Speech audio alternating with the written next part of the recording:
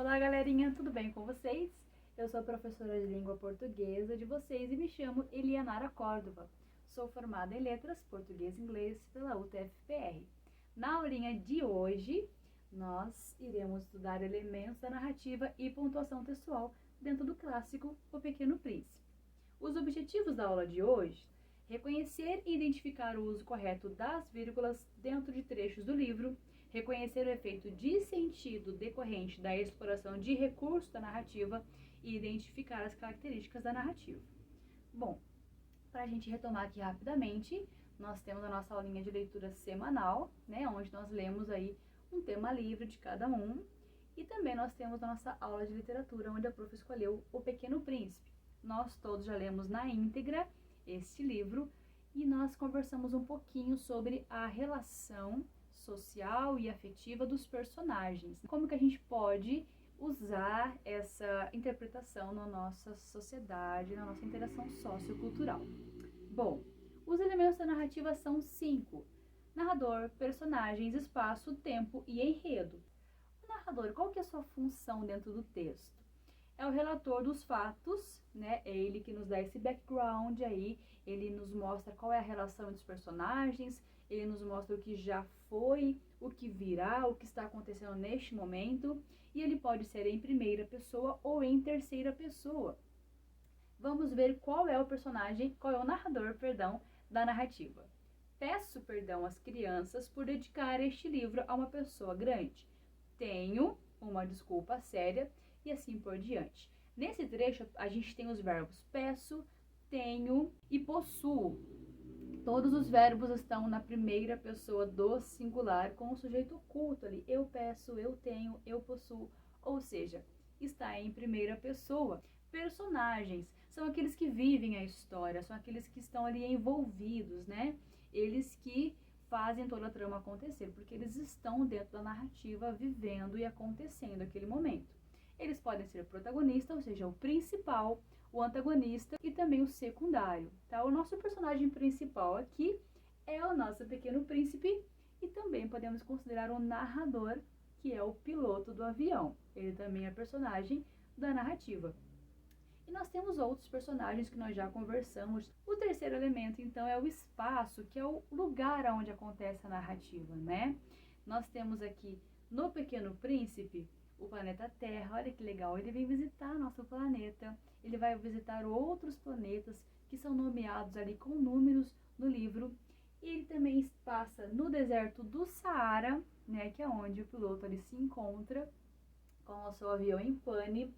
No planeta do Pequeno Príncipe, onde ele tem aquela conversa séria com a Rosa, nós temos também o tempo. O tempo é o momento onde acontece a narrativa. Ele pode ser de algumas formas: linear, ou seja, o passo a passo, e então, e depois, e a gente foi e fizemos, tá? Tem esse aí, linear. O cronológico, onde eu consigo decifrar presente, passado e futuro, e também o psicológico, onde os personagens ali, eles podem estar vivendo o cronológico e o linear e o psicológico ao mesmo tempo, tá? Que ele tá sonhando, ele tá imaginando, ele tá vivendo ali aquele momento junto com o tempo correndo. Nós temos aqui um exemplo do Pequeno Príncipe. Cerca de 6 anos atrás, em que tive uma pane no deserto do Saara, ou seja, passado. Ele está agora nos contando o que aconteceu no passado, é o tempo cronológico. E o enredo nós falaremos um pouquinho mais pra frente, ok? Porém, agora é hora de pôr a mão na massa. Nós vamos lá para o laboratório de informática. Com a @escola acessaremos a plataforma Redação Paraná e cada um de vocês vai usar a sua criatividade e dar um final diferente para essa história. Agora a prof vai falar um pouquinho sobre os usos das vírgulas. Nós aprendemos que as vírgulas, elas são uma pausa para respirar, né, dentro do texto, uma pausa mais longa, uma pausa mais curta. E nós vamos aprender hoje 2 usos bem importantes. Nas próximas aulinhas aí, das semanas que vem a seguir, nós aprenderemos outros usos, outras formas, outras funções da vírgula. Nós aprenderemos aposto e vocativo. O que é o aposto, então, prof? O aposto, ele é colocado entre 2 vírgulas, tá? Também pode ser substituído por travessões e parênteses, mas ele fica sempre entre duas vírgulas, e ali dentro dessas vírgulas nós teremos um resumo, um comentário, uma especificação, uma explicação, tá?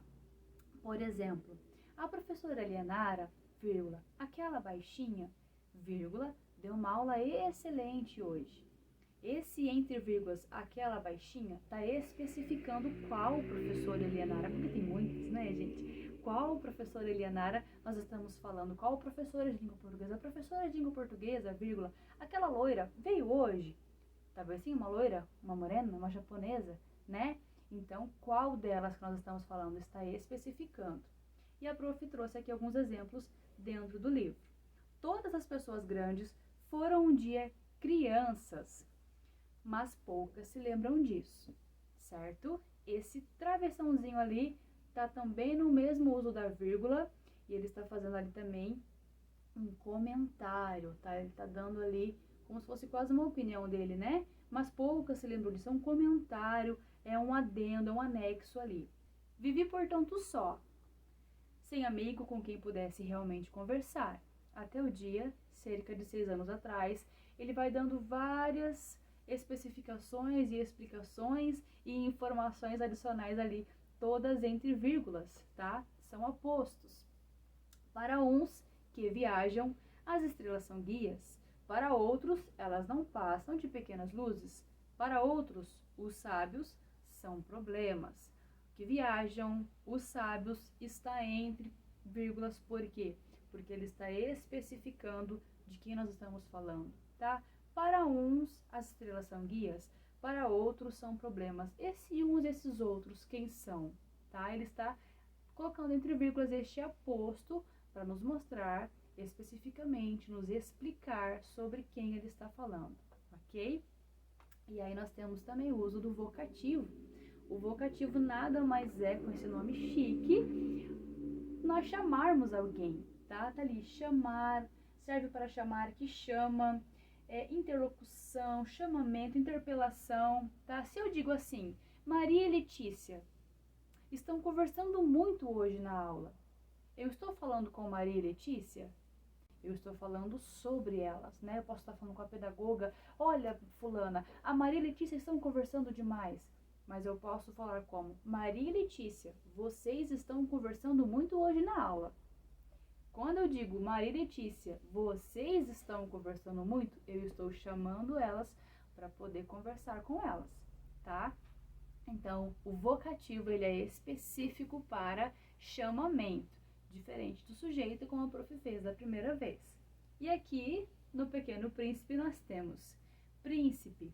Como você é meu amigo de infância, não posso deixar de avisá-lo.